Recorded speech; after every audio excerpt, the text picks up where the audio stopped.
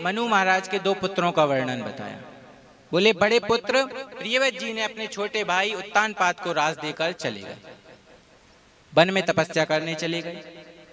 उत्तानपाद ने दो विवाह किए, पहली पत्नी का नाम सुनीति, दूसरी का सुरुचि।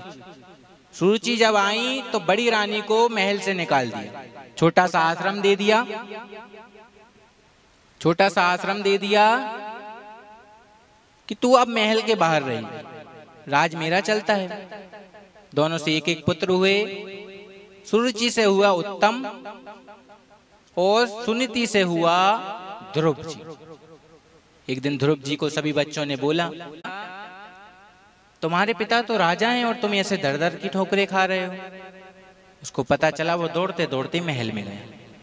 सुरुचि बात कर रही थी, पिता की गोद में जाकर बैठ गया। सुरुचि ने हाथ पकड़ा और झटक के फेंक दिया। अरे तू उत्तम की जगह लेना चाहता है, ये राज को हड़पना चाहता है। बोले नहीं माँ, मैं पिता की गोद में बैठने आया था।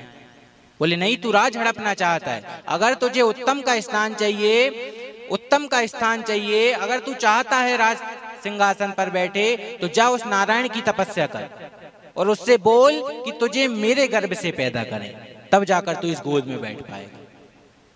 रोते रोते अपनी माँ के पास, माँ माँ, छोटी माँ ने मुझे डांटा, कहा तू पिता की गोद में बैठने का अधिकारी नहीं। माँ ऐसा क्यों है? ऐसा जरूरी नहीं महाराज कि सबको सबका प्रेम मिले। भगवान पे उंगलियां उठा देते हैं लोग तो।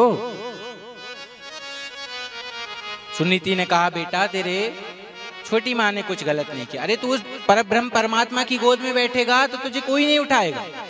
अब उन्होंने सोचा बालक है, समझा दूंगी तो शांत हो जाएगा, बालक है छोटा, समझा दूंगी तो शांत हो जाएगा।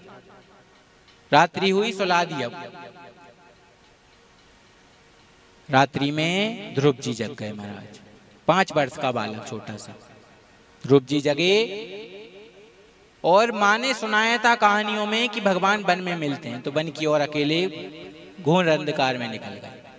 भगवान ने देखा कि ये 5 वर्ष का बालक अंधेरे वन में कहां जा रहा है। सोचा कि किसी संत को भेजना चाहिए, तब नारद जी को भेजा। नारद जी ने खूब परीक्षा ली, बेटा ये भयानक वन है, यहाँ सर्प इत्यादि हैं, शेर इत्यादि तुझे खा जाएंगे। ध्रुव जी का निर्णय अटल था। बोले नहीं महाराज, मुझे भगवान की गोद में बैठना है। छोटी माँ ने मुझे पिताजी की गोद से उठाया, मुझे भगवान की गोद में बैठना है। तब नारद जी देखते हैं बच्चे का संकल्प दृढ़ है, तब 12 अक्षरी मंत्र दे देते हैं। 1 महीने में 3 दिन बेर खाकर रह रहे हैं महाराज, दूसरे महीने में 6 दिन बेर खाकर, तीसरे महीने में 9 दिन, चौथे महीने में 12 दिन महाराज, और 5वें महीने में सब कुछ त्याग दिया, केवल वायु का पान कर कर रह रहे हैं, केवल और केवल वायु का पान कर रहे हैं।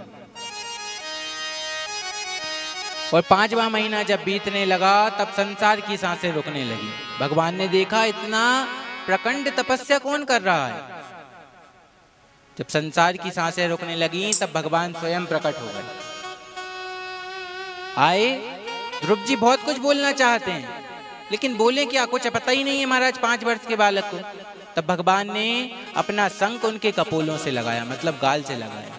उनको वेद की ऋचाएं याद हो गई महाराज, कंठस्थ हो गई।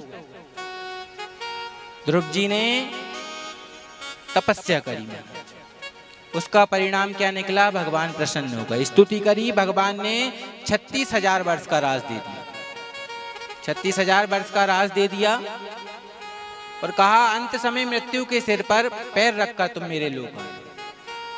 आज भी जब विवाह होता है तो ब्राह्मण देवता ध्रुव तारे की ओर दिखाते हैं कि देखो ध्रुव तारा जैसे अमर है वैसे आपकी जोड़ी अमर हो जाए।